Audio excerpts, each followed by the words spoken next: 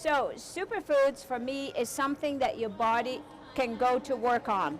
Like you eat it, you absorb it, and it's ready to roll. Goes to your brain, your muscles, your body, and you're ready to go.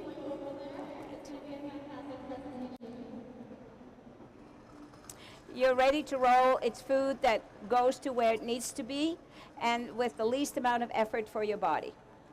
I'm a farm foodie at heart. I grew up on a farm, big dairy farm, and my farm roots are coming back as I get to be in my 60s. And to me, good soil, good nourishment, water, fresh air grows the most fantastic food. I like to eat local as much as possible, and our company prides itself on supporting the farmers that live right around us in the Okanagan. I turned to raw food about 5-6 years ago. I thought it was innovative, it was delicious, and it was just a new way of thinking about food, living foods. After all, what do we get when we eat dead food? We want to have as much nourishment for our living cells inside our body as we could possibly have.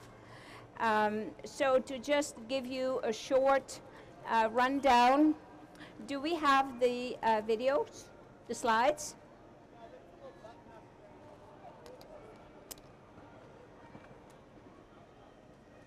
Red button, green button. There we are.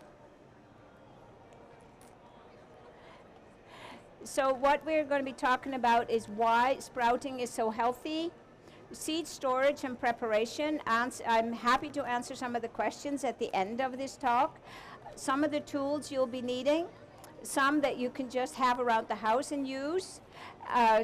Sprouting made easy, sprouting microgreens, and that is, beautiful salad enhancements over the winter months. And then the sprouting and the soaking chart at the end of this. So that's the program for today.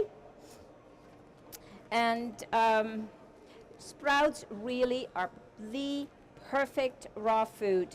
They're super easy to grow and they're highly nutritious, and I think maybe that's why you're here. They're also super inexpensive, and it's much easier than you think it is, and don't stop after you've had one failure. I've had failures, and you just figure out what went wrong. So hopefully after we have made this presentation, you will clue in a little bit, aha, that's why it went wrong in my kitchen. And it happens to all of us. So the other thing with sprouts is that they're wonderfully versatile. They enhance salads. They make beautiful wraps. I make kind of like a whole bundle of sprouts, wrap them in a nori sheet with an avocado or some carrots, and it's a bite, fist food on the go. So the versatility of sprouts, especially once we go through some of the sprouts that are spicy, different flavors, the brassicas, the green sprouts, that you will see how you can enhance a regular meal into something that's special. Why sprouts are so nutritious is that as you remove the enzyme inhibitors that are on all of the outside on the shell, it makes it easier to digest. Lots of the seeds that you're using for sprouting, they have been slightly sanded, so you will find a lot of dust and milling dust on a lot of the seeds and sprouts. Rinse them, soak them, rinse them, soak them, rinse them. So you're eliminating a lot of what's happening in the field, in the factories, in the preparation. And this is the same for nuts. Things like almonds, for instance, they don't sprout, but the enzyme inhibiting coating on this nut is being removed by sprouting. We'll talk a little bit more about that later. So for instance, an alfalfa sprout, if you're looking at a nutrition chart, will be 35% protein. One of the most frequently asked questions that I get is, where do you get your protein? Because I've been a vegetarian for a long time and a vegan for some of the time. At this point in the winter, I would call myself a flexitarian. When I ski a lot, when I bike a lot, sometimes vegan food doesn't quite cut it.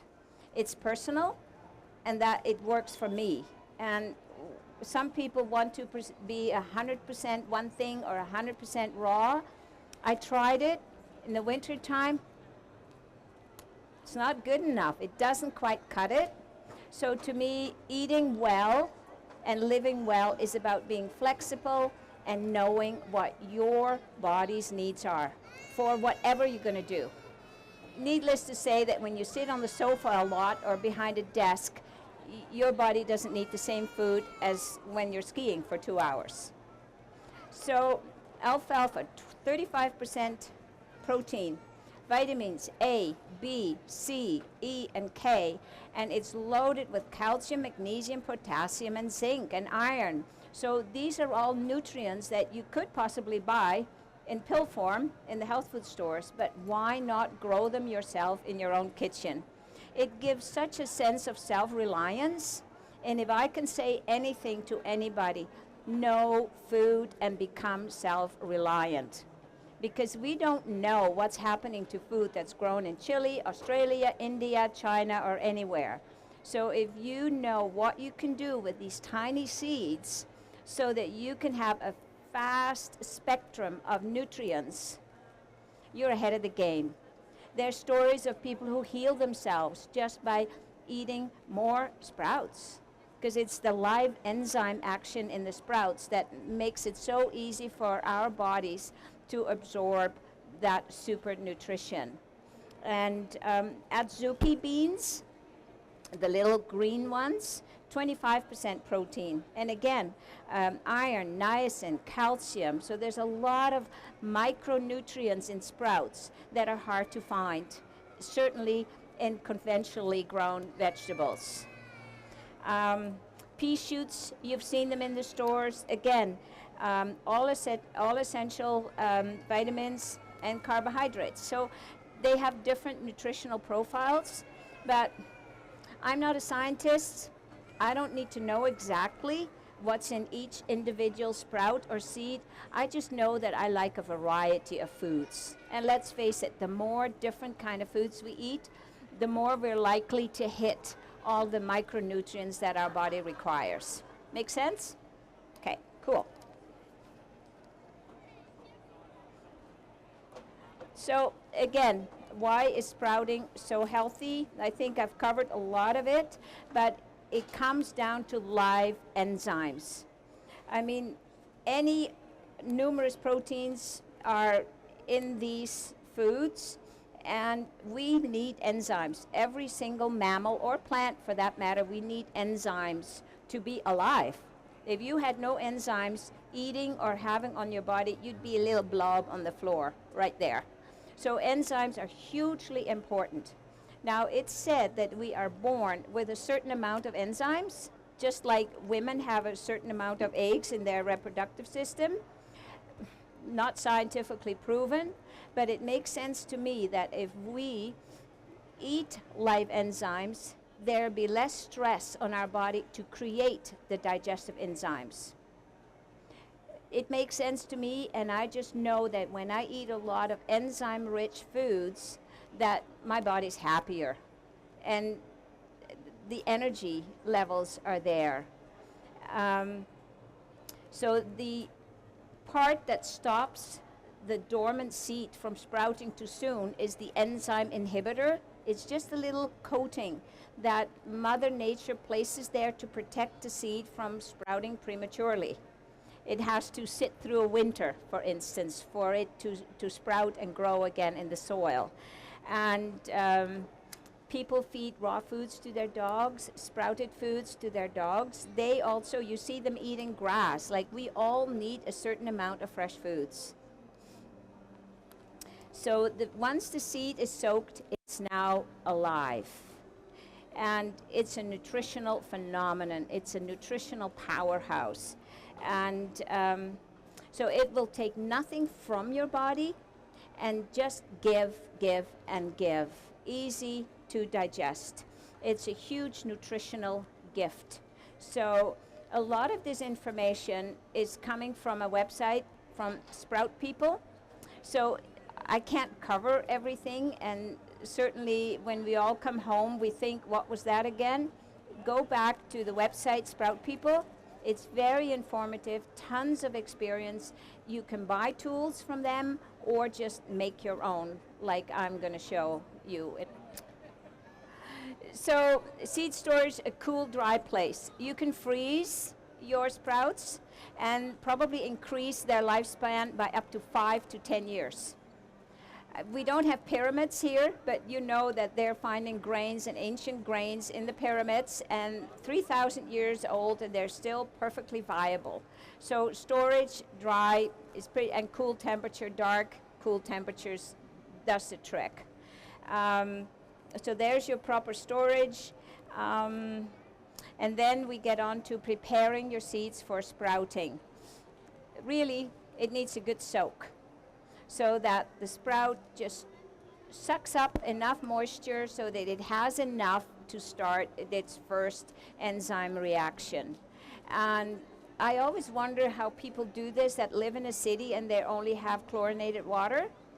I would advise that the soaking of your sprouts should be done in just bottled water, so that you don't soak them in chlorine. I often wonder if that inhibits its growth a little bit. We live out in the country, so we have well water, and I feel good about that. So that's just try it and see what it does and see what happens. If you have issues with seeds, we'll go into that a little bit more later. Look at where you could possibly miss the boat and end up with some problems.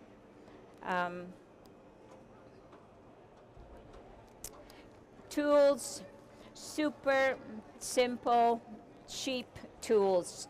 I have just mason jars with a ring, and I go to the hardware store and I buy a screen. You can do a metal screen or a plastic screen, like from patio doors, for instance, and cut them to size.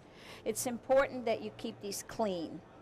You know, I would just make sure you throw these jars in the dishwasher after you're through with them, and make sure there's no residue of previous sprouts, a little mold or something like that. Clean hands, clean utensils is important, because we're sprouting and it's at temperatures that pathogens just multiply very, very quickly. So cleanliness is a pretty big deal. This is one of them. You can also buy the plastic lids. What I find when you're using your own jars, those plastic lids, the what's it called? They won't turn very well. I find them a nuisance, or they can't close all the way, and then water runs in between places. So I prefer to use these and then use the screens.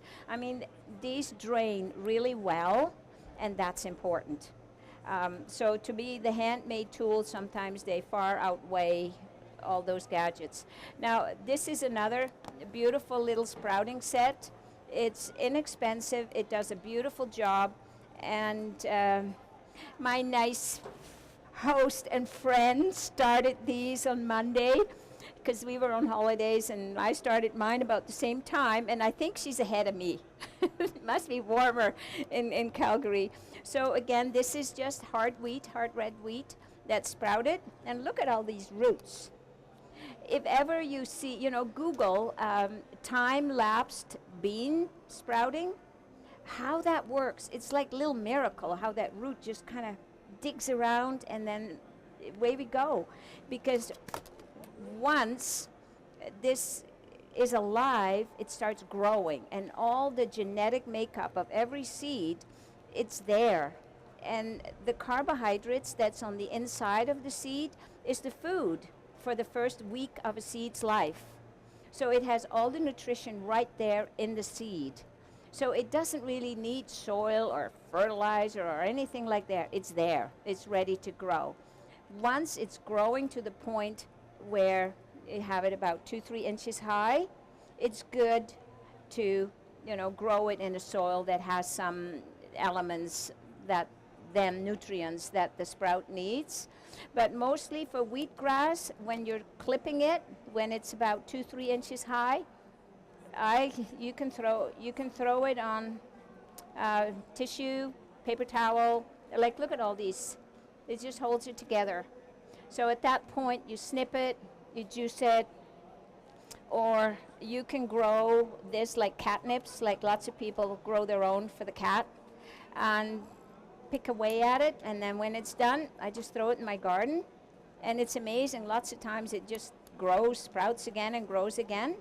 So it just adds nice nitrogen to the soils in your garden, or even your flower garden. You just mix it in, and it's good nutrition for whatever plants you're growing there next. Same with the rinsing water. When you're sprouting, the rinsing water, it's got nutrients in it. Give it to your plants. If you're doing a lot of it, you're going to need a greenhouse, or just pour it down the sink. But all that soaking water, it got beautiful nutrition for your house plants. And I wish there was a separate tank around the house where I could store all the juices that we siphon and rinse of all the sprouts from the product that we have on the market, because it just goes down the drain in our septic field. I wish we could save it and use it. So this is one really handy little tool. You can get $200 sprouting kits. They do the automatic watering, the moisture levels, and everything else. And that's just how it is. How nifty do you want to be? How thrifty do you have to be? So that's a little bit about the tools. So the process begins with soaking. I have a sprouting chart at the end of this talk, and it tells a little bit how long each individual nut or seed has to be soaked. And good average is like the larger the nut, the longer you soak. And I've heard it said that the same can be said from husbands. But, but rather than water, I would just give them lots of love. Soak them in love, and you'll see miracles happen. Yeah, eventually.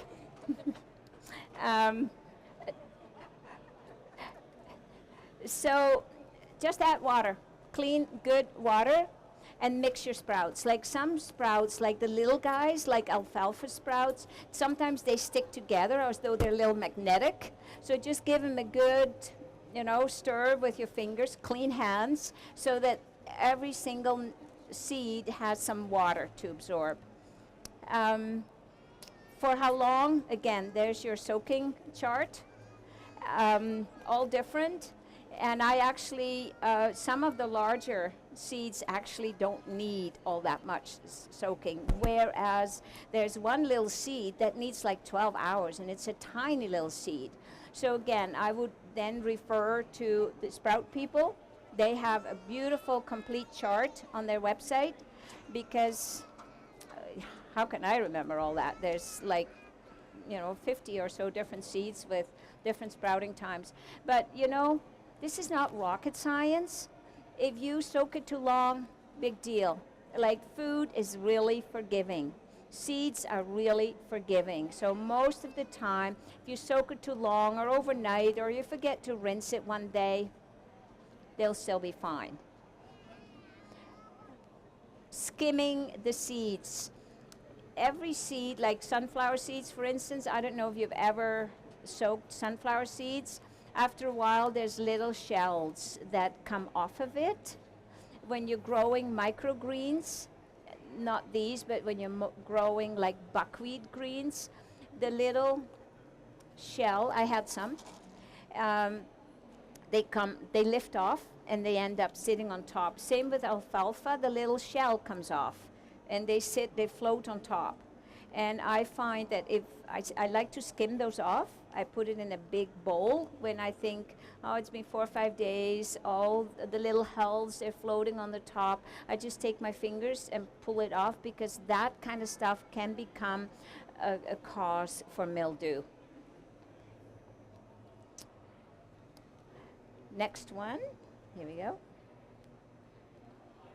Water temperature, cool. Don't think that you're going to speed up the seeds by warming them. If you think that most seeds germinate at soil temperatures, which are like, 55 degrees on average, some, higher, some lower, but cool water. And give them a good rinse. If you have one of those spray things on your sink faucets, use the sprayer. give them a really good rinse. And I put these are alfalfa sprouts, I put this in my sink, just kind of at an angle, because they want oxygen, air circulation, and you really want to drain them. And I've been a bit sloppy with this, not drained them enough. And I just found out as I was preparing for this presentation that part of my problem with getting a lot of unsprouted seeds, like the duds at the bottom, it's because I don't drain it well enough. Even though you think you drain it. So the last couple of days after I've rinsed them really hard and shook the jar around, I drained them and then, drain them a little bit more, swish them around. And I bet you 100% germination here. So, and did you guys want to pass this around and have a closer look at that? And I think by tomorrow they will have doubled in size, which is really wonderful. And I would highly recommend buying organic seeds. Organic seeds, the first thing that is there's no GMO in organic seeds. That's big, really big. And the next thing is it's selected, like organic growers, they pay a lot of money to be certified organic growers. And from my experience, I find their heart's in it, and they're not gonna just, do nasty tricks. They are honest farmers. And so organic is great. West Coast Seeds is a good product. Organic red clover seeds. Like if you know anything about traditional Chinese medicine, red clover is a powerhouse of nutrition. So imagine when you start sprouting these like alfalfa, plus it's delicious. So when you start looking at the benefits of eating sprouts, it's like medicine for your body. And is that not what we want? Let food be our medicine? It's amazing when you're at shows like this, the people that come by, they can't have this, they can't have that, and the doctor says she's on this medication for a blood thinner, so now she can't have vitamin E. And I'm thinking, okay, because then it gets too thin. So I'm thinking, why can't we have vitamin E for blood thinners? Or when the blood's too thin, eat more kale, put some vitamin K to it. So my whole philosophy goes like, first you look at food, then we go to the medicine cabinet. And don't get me wrong, medicine is life-saving. But as a rule, chronic, let's play with food a little bit, and living food. Let me see. So sprouting made easy. So yeah, I rinse twice a day, morning and night. And if it's in the summertime, sometimes in the middle of the day as well, keep them cool. And I don't put those sprouts in a jar in a dark place. Don't put them in a cupboard. There's not enough air circulation in a cupboard. Yeah. So there we go. Somebody made, looks like a little shelf for their sprouting. And very simple. They're all things we have around the house. So rinsing, draining, and the principle of draining is just you want to get rid of the dust, the milling dust, the enzyme inhibitors, just rinse and drain. And usually in a week's time, you have a jar full of beautiful sprouts. And they will green up as they get bigger, because it's not until the sprout has its first leaf that actually the chlorophyll comes out and that they change to green. So there you go. I was ahead of myself, greening. As you see there, and I think that's really novel, they have a hemp bag. And some people that really want sprouts all the time and travel, that's what they take along. Because they rinse it and then they usually just swing it around to get the draining system happening, and apparently that works really, really well. Yeah, I've seen people, some of my friends at conventions, that's what they do in their hotel rooms. And they refuse to just buy sprouts and they grow their own, and they bring the hemp bags.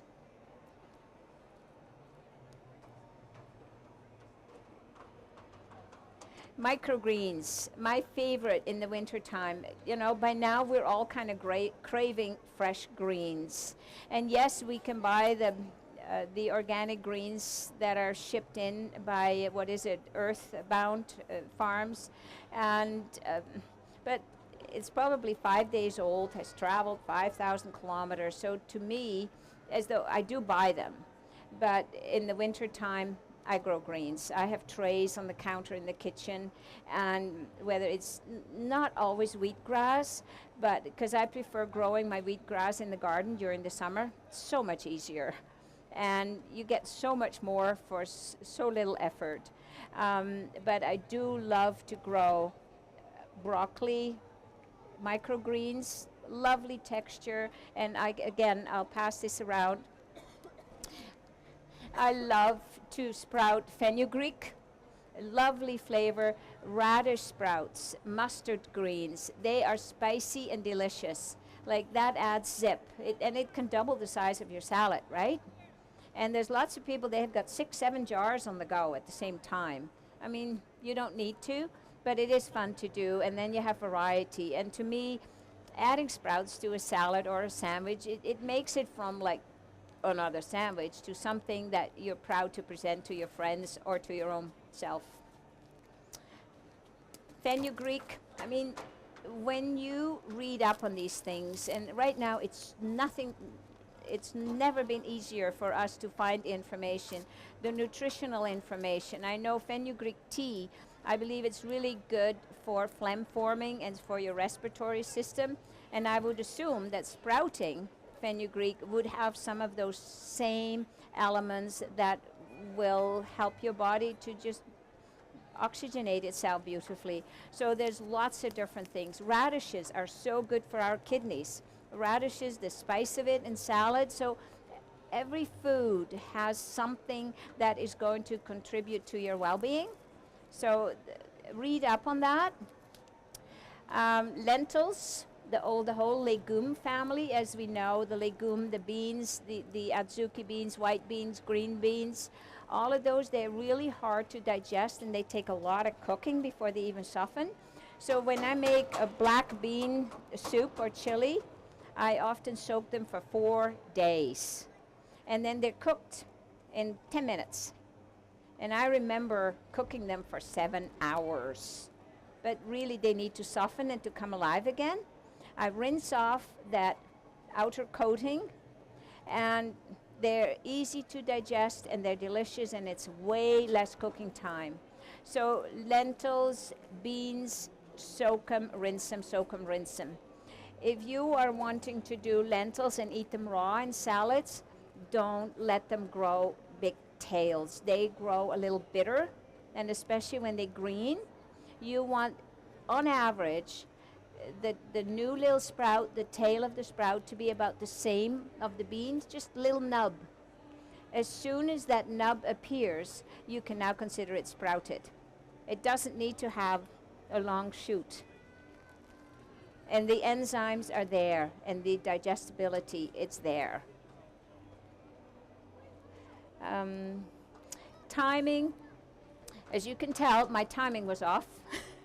We were on vacation, and I would have liked this to have been like this high, and you could do a row of this like on your counter and start a fresh batch every 3-4 days.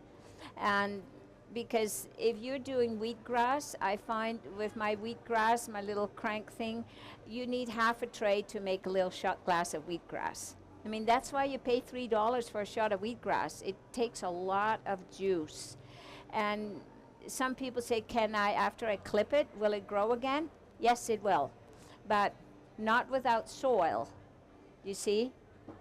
And some of that first power food that comes from the seed is kind of gone. So my garden gets it, or I throw it over the fence for the horses. They can pluck away at it. And I've snipped it off, like in the garden when it was this long. But that's getting to be a little bit long. I like it to be like this. When the blade gets a little wider, it gets tougher, and I'm not a cow with 4 stomachs. So to me, like little, short, like 3 inches or so is perfect for wheatgrass. One of my favorite microgreens is sunflowers. Now these you can soak and make hummus, a base for hummus. But if you're wanting to grow microgreens, buy the unhulled ones. And you can go to a bird store. They have the unhulled sunflower seeds. I like to buy the organic ones, but stores like Amaranth, Blush Lane Organics, like some of the natural foods or community natural foods, they would most likely have all of these in bulk. And again, when you get home, rinse them. Some people, when they can't find organic, they put them in a little peroxide, like 3% peroxide in water. If there's any pathogens or cross-contaminations, peroxide will take care of it. And it's a little easier than bleach. So those are some of the little things that you can do to ensure success. So that's those, guys. Let me see. Harvesting, I think we've covered that. It's pretty self-explanatory. And there's your soak and sprout chart. Can you see it from there? Lots of them, like your almonds, for instance, they don't grow sprouts. You can't really grow a tree from the seed. But these guys, you can grow little pumpkins. I mean, lots of times sunflower seeds in your garden or pumpkin, they'll grow next year. Most of us have grown best pumpkins in our compost. So certainly you can sprout them too and eat them when they're wee little. That's when they're tasty and juicy. Kids love those. Our grandchildren, when we have a tray of sunflower seeds here, they'll just come along, snip it off, and keep on walking. You know, if you tell them it's good for them, then all of a sudden it's... But if you leave it around the house, all these things, kids are naturally drawn to good food, unless we show them that that's something we don't eat either. Like, monkey see, monkey do when it comes to kids. And they like to participate. I have families where the kids grow all the sprouts. And one does the greens, one does the sprouts. Millet, rice, all of those things can be soaked and sprouted. Not all of them are so great eaten raw. For instance, wild rice, I soak it, sprout it, and then I cook it. To me, it's too tough and leathery. And we need to have some cooked foods. That's my philosophy. And so all in all, mixing it, be flexible, but be self-reliant and learn how to get the best out of your food buying dollar, and food that actually is beneficial and that doesn't give you a gut ache or acid reflux. Of all sorts of nasty things are happening when we eat food that our body says, what? Sprout is the food where the body says, now she's getting it. So I hope you enjoyed it, and is there any questions? Good?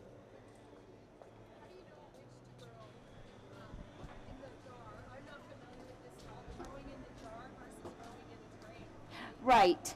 Ooh, really loud. To me, fenugreek, most of the littler ones, they do just fine in a jar. And again, if you're confused or you forgot, go to Sprout People. They will tell you exactly. And some, like fenugreek, can be done in a jar and can also go as a green. And all you have to do, generally speaking, like with buckwheat, the little seeds, they get stuck on the 2 leaves. You just hold it and you just get your hand across it to get rid of all the seeds or the hulls. Trial and error, like a pound of seeds is often like pennies per pounds, and they'll have the chart, Sprout People. And there's tons of other websites too, but I really like their philosophy. It's common sense. They have tons of experience. I've never met them, but I really like what they're saying and what they're doing. And it's pictures and there's videos, and they have a question and answers like, why do I get do? Why do I have mold? So lots of questions are answered there. Yeah, does that help? Super.